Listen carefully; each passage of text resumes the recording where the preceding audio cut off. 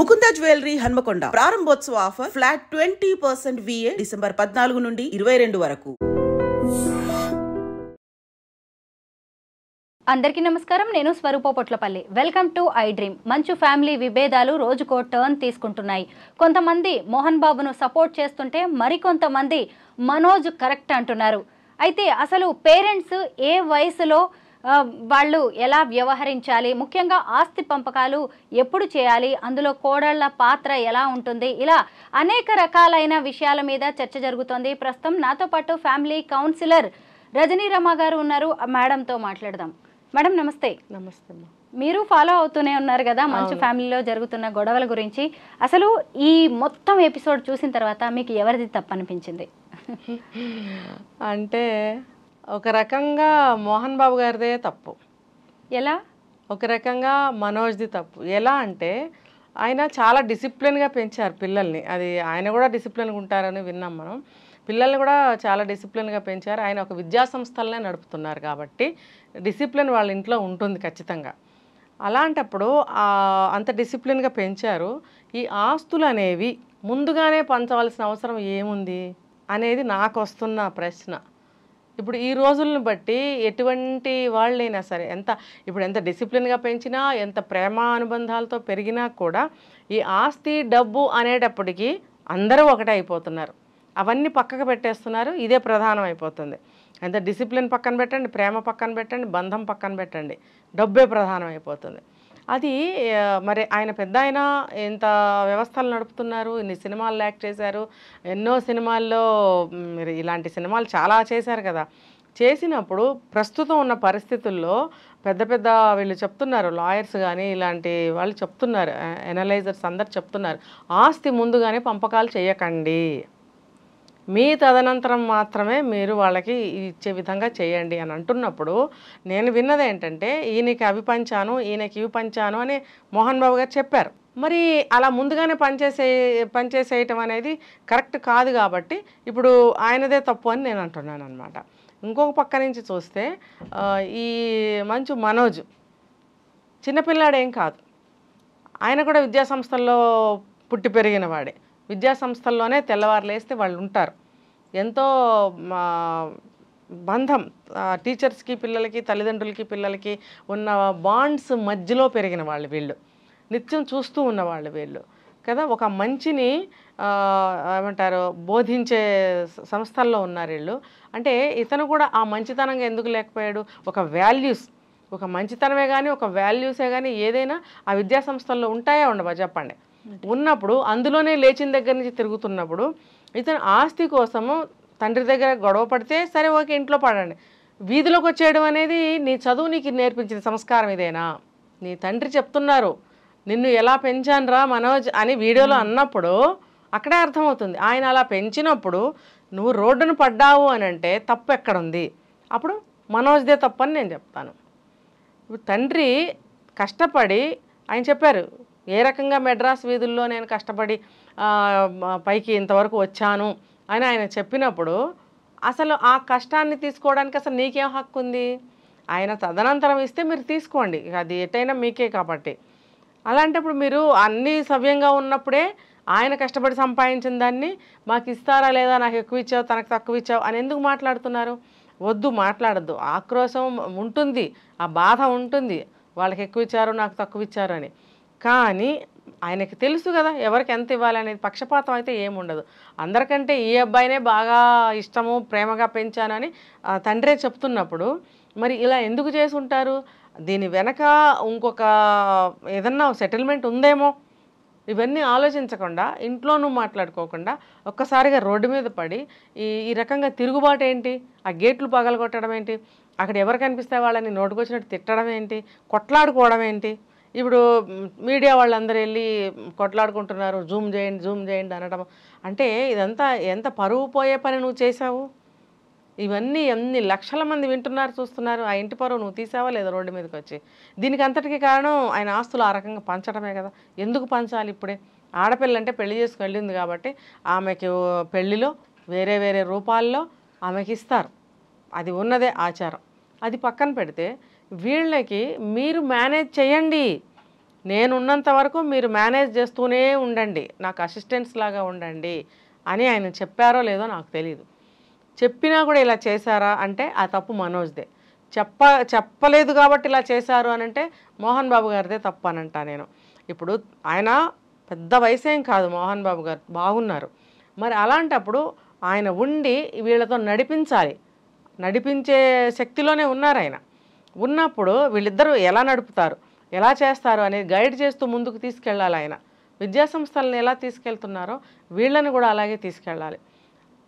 అలా తీసుకెళ్తూ ఆయన ఉన్నంత వరకు, ఇప్పుడు నార్థరన్ పీపుల్ చూడండి, వాళ్ళు 110 సంవత్సరాలు ఉన్న ముసలు ఆయన కూడా వాళ్ళు ఏ బిజినెస్ అయితే చేస్తున్నారో అక్కడ గల్లాపేట దగ్గర ఆయనే కూర్చుంటాడు. అవును, నిజమే. షాపుల్లో నేను చాలా వరకు చూసాను. వాళ్ళ తాతకి తండ్రి అంటే ఆయన ఉన్నంత వరకు ఇక్కడ ఎవరిది పెత్తనం కాదు. ఆ సిస్టమ్ మనకు లేదు ఇక్కడ. పెళ్ళి అవ్వడంతోనే సపరేట్ వెళ్ళిపోవాలి, పెళ్ళి అవ్వడంతోనే ఆస్తులు పనిచేయాలి ఇలా. కాబట్టి ఈయన కూడా అలా ఉండి అలా నడిపించినట్టయితే ఇవాళ సిచ్యువేషన్ వచ్చేది కాదని. మేడం, మోహన్ బాబు గారు ఒక ఇంటర్వ్యూలో చెప్పారు, నాకు నా కూతురు కొడుకులు ఇద్దరు అందరూ సమానమే, నాకు ఇంకా చెప్పాలంటే ఆడపిల్లలంటే నాకు ఎక్కువ ఇష్టం, నా ఆస్తి మొత్తాన్ని ముగ్గురికి సమానంగా పంచుతా అన్నారు. ఇప్పుడు ఈ గొడవలు మొదలయ్యేసరికి చిన్న కొడుకుతో పాటు చిన్న కోడలు మౌనికా రెడ్డిని కూడా ఆయన చాలా విమర్శించారు. తాగుతున్నారని, ఇంకా రకరకాలుగా నీ భార్య మాటలు వింటున్నావు అని. మరి ఇప్పుడు మౌనిక కూడా వేరే ఇంటి ఆడపిల్లే కదా, కూతురుకు ఒక న్యాయం, ఇక్కడ కోడలికి ఒక న్యాయమా? అలా అయ్యుండదు లేండి. ఎందుకనంటే చెప్పారు కదా రీజనింగ్స్. ఇప్పుడు కోడలు ఓకే, కోడలు ఆడపిల్లే, తనవన్నీ వదులుకొని ఇక్కడికి వస్తుంది, ఇదంతా కరెక్టే. కానీ తను నడుచుకోవాల్సిన విధానంలో ఏ మాత్రం తేడా ఉన్నా పెద్దవాళ్ళు మరి ఇలాగే అనుకుంటారు. కోపం వచ్చినప్పుడు ఇలాంటి సంఘటనలు జరిగినప్పుడు బయటకు కూడా చెప్తారు సహజంగా. ఆ అమ్మాయి మాటలు విని నువ్వు ఇలా అయ్యావురా, లేకపోతే నువ్వు సహజంగా నువ్వు చాలా మంచివాడివి అని అంటారు. చాలా సందర్భాల్లో చాలామంది ఇళ్లలో ఇవి జరుగుతూనే ఉంటాయి. ఆ అమ్మాయి మరి నిజంగానే ఆ అమ్మాయి ఆస్తి కోసం పోరాడిందా, ఈ అబ్బాయిని ఇలా చేసిందా అనేది నిజానిజాలు మనకు తెలియదు, అది విని మనం మాట్లాడుకోవడమే. ఏది ఏమైనా కూడా ఆ అమ్మాయి ఇన్వాల్వ్ అయ్యి ఆ మనోజ్తో గొడవ పడి ఆస్తి కోసం ఆ అమ్మాయి ప్రేరేపించినా కూడా నువ్వు చెప్పిన వాడిది తప్పు ఎప్పుడూ కాదు. ఎవరిది తప్పు? విన్నవాడిది తప్పు. ఇక్కడ విన్నదెవరు? కొడుకు. కాబట్టి కోడలు ఎంత చెడ్డదైనా, ఎన్ని మాటలు వచ్చినా, ఏం జరిగినా నువ్వు అటాక్ కానీ తలపడటం కానీ వాళ్ళతో ముఖాముఖి కానీ చేయటం అనేది అంత మర్యాదకరమైన విషయం కాదు. మన మర్యాదే పోతుంది. మన వయసు వాళ్ళ వయసు ఒకటి కాదు. కాబట్టి కొడుకుతోనే మాట్లాడుకోవటం అనేది మంచి విషయం. ఈ అబ్బాయి కూడా తండ్రితోనే మాట్లాడటం అనేది మంచి విషయం. అలా కాకుండా భార్యను తీసుకొచ్చి, భార్యని వెనకేసుకొచ్చి ఈ అబ్బాయి భార్య ముందు అలా మాట్లాడితే అంత పెద్ద ఆయనకి ఎలా అనిపిస్తుంది చెప్పండి? మీరు చెప్పండి. అంత చిన్న అమ్మాయి, అంత పెద్ద ఆయన జరిగిన విషయాన్ని జరిగినట్టుగా నువ్వు ఇలా మాట విన్నావు కాబట్టి నా మీదకి వస్తున్నావు అని అంటే తప్పయిందా? మరి అంత పెద్ద ఆయన ముందుకి భార్యను తీసుకొచ్చి భార్యతో పాటుగా అలా అడగటం అనేది కరెక్టేనా? ఇప్పుడు ఆ అమ్మాయిది కానీ ఈ అబ్బాయిది కానీ ఆయన దగ్గర ఉందా ఏమన్నా, లేకపోతే మొత్తం అయిందేనా? ఇప్పుడు మొత్తం అయిందే అయినప్పుడు ఎవరు ఏం మాట్లాడినా కరెక్ట్ కాదు కదా. మరి అలాంటప్పుడు ఆ అమ్మాయిని వ్యక్తిగతంగా ఏమీ ఆయన అనలేదు. ఇదే మోహన్ బాబు పెద్ద కోడలు వెరోనిక అని ఎప్పుడూ ఒక్క మాట కూడా అనలేదు. అది కూడా మనం గమనించాలి. అంటే మనకి ఆవిడ కూడా ఇలాంటి సందర్భాలు ఏమైనా చేశారా? చేసినా కూడా అనలేదా? అంటే ఇప్పుడు మనం ఇది ఒకటి విన్నాం కారణం, ఈ మ్యాచ్ చేసుకోవటం అనేది మనోజ్కి తండ్రికి ఇష్టం లేదనేది. చూడండి, ఇష్టం లేని పెళ్ళి అన్నప్పుడు ఎక్కడో ఒక మూల ఆ అయిష్టత ఉండనే ఉంటుంది. కానీ వీళ్ళు వాళ్ళ మంచి ప్రవర్తనతో ఉన్నట్టయితే ఆ ఇష్టం అనేది పోతుంది కొంతకాలానికి. కానీ అలా అనుకుంటున్నందుకు వాళ్ళు వచ్చి అదే విధంగా ప్రవర్తిస్తుంటే ఆ అభిప్రాయం ఇంకొంచెం పెరుగుతుంది. పెరిగినప్పుడు చేసే పని కానీ మాట్లాడే మాట కానీ అయిష్టంగానే ఉంటుంది. కరెక్ట్, అదే ఉండొచ్చు. అయితే ఆస్తి పంపకాలు అనేవి ఏ తండ్రి అయినా సరే పిల్లలకి ఎప్పుడు చేయాలంటారు? తను బ్రతికున్నంత కాలము పంపకాలు చేయకూడదు. ఒకవేళ చేస్తే తన భాగం తను ఉంచుకోవాలి. వీలునామా రాసి పెట్టాలే కానీ స్పెసిఫిక్గా ఇది నువ్వు తీసేసుకో, ఇది నువ్వు తీసేసుకో, మీకు ఆస్తి పనిచేశాను ఇంకా నన్నేం అడగండి అని అనకూడదు ఎప్పుడు కూడా. ఎందుకంటే ఒక్కొక్క స్థాయి మనుషుల దగ్గర ఒక్కొక్క విధంగా ఉంటుంది పరిస్థితి. అన్ని స్థాయిల వాళ్ళకి ఇలా ఉండదు పరిస్థితి కదా. అలాంటప్పుడు వాళ్ళ స్థితిగతులను బట్టి నడుచుకోవడం అనేది చాలా ఇంపార్టెంట్. అత్త మీద కోపం దుత్త మీద చూపించినట్టు మోహన్ బాబు గారు పిల్లల మీద, ముఖ్యంగా చిన్న కొడుకు కోడల మీద కోపాన్ని తీసుకొచ్చేసి జర్నలిస్టుల మీద చూపించారు. మళ్ళీ ఆ తర్వాత అదే మోహన్ బాబు గారు తన దాడిలో గాయపడ్డ జర్నలిస్టు దగ్గరికి వెళ్ళి పర్సనల్గా వెళ్ళి పరామర్శించారు, క్షమాపణ చెప్పారు. ఆయన వ్యవహార శైలిని మనం ఎలా చూడాలంటారు? ఇది 2 విధాలుగా ఆయన చేసింది. ఏంటంటే ఆవేశంలో మరి ఇప్పుడు ఆయనకి జరిగింది చాలా తీవ్రమైన అవమానం అండి. ఇది ఇప్పుడు ఇన్ని సంవత్సరాలు ఆయన సంపాదించుకున్న పరువు ప్రతిష్టలు ఒక్కసారిగా రోడ్డు మీదకి వచ్చాయి. రోడ్డు మీదకి అబ్బాయి తీసుకొచ్చాడు, ఓకే, లోపలికి నడువు అని చెప్పి చేయబట్టుకుని తీసుకెళ్తే అయిపోయేదేమో. కానీ మీడియా వచ్చేసారు కదా, మీడియా వస్తే ఏం జరుగుతుంది ప్రపంచానికే తెలుస్తుంది. ఆ బాధలో ఉన్నారు ఆయన. ఆ బాధలో ఉండి ఆయన రాగానే వాళ్ళు కనిపించేటప్పటికి బాగా కోపం, ఆవేశం వచ్చేసింది.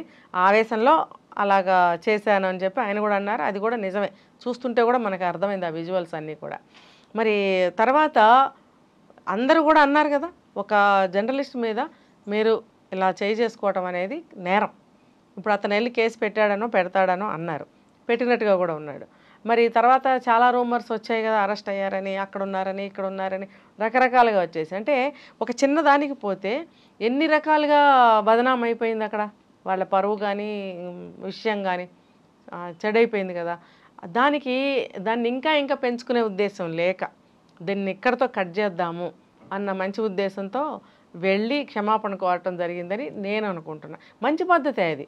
మీరు ఏమన్నా అనుకోండి కాక మనసులో, ఇలా వెళ్ళి మీరు క్షమాపణ చెప్పటం అనేది చెడుని ఇంకా ముందుకి ప్రోత్సహించకుండా అక్కడితో అడ్డుకట్ట వేయడానికి చాలా మంచిగా ఉపయోగపడుతుంది ఇది. తర్వాత వాళ్ళకి కూడా కొంచెం శాంతి కలుగుతుంది. ఆయన వచ్చి పాపం ఆవేశంలో అయిపోయిందిలే అని చెప్పారు అని వాళ్ళు కూడా కొంచెం తృప్తి పడతారు. సో దాన్ని ముందుకి లాక్కెళ్లకుండా దాన్ని అక్కడితో కట్ చేయడం అనేది మంచిదైంది. తర్వాత ఆయనకి ఇంకా గొడవలకైతే ఇంకా వేరే విధంగా పరువులు ఇంకా ఎన్నిసార్లు పోతాయి. అది పెద్ద ఆయన కాబట్టి ముందుకు ఆలోచించి ఈ రకంగా చేశారు. మొత్తం మీద మంచు ఫ్యామిలీలో తలెత్తిన విభేదాలు సమాజానికి, మన చుట్టూ ఉన్న వ్యక్తులకి ఎన్నో సంకేతాలు ఇస్తున్నాయి. త్వరగా వారి కుటుంబంలోని గొడవలని సద్దుమణగాలని ఆకాంక్షిద్దాం. Thank you madam.